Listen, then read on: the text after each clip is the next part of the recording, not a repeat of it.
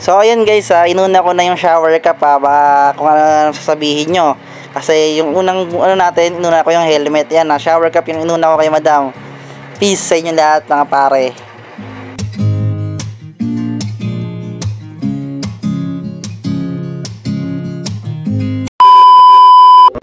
Yo, what's up guys? This is T-Mac Vlog. So alam nyo na, wala naman kayong pake, diba? Alright, so yun guys, nakakuha na agad ako ng booking dito kay Move It. So bale, ayan, pinikap ko lang dito si madam sa may Longos.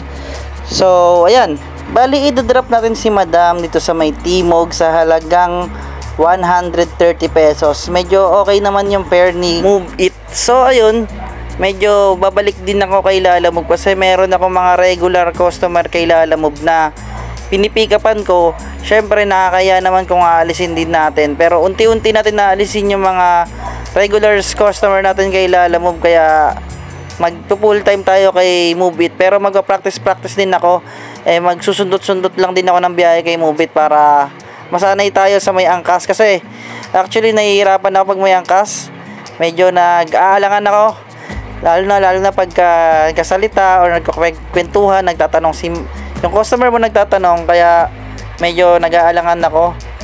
Kaya talagang focus lang talaga sa daan, lalong-lalo na pagka EDSA, kaya pag traffic yun, yung medyo nahihirapan ako pag traffic.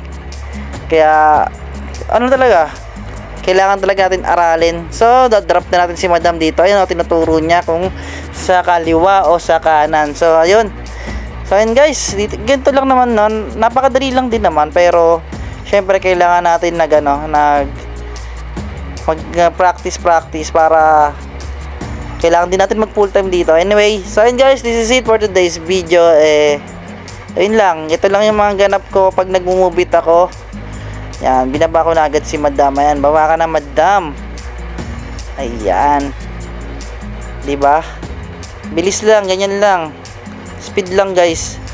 So susuportahan nyo pa rin sana ako sa mga ganitong mga content guys. Thank you so much sa inyo mga pare ko. So ayun guys, bye bye, thank you for watching, peace.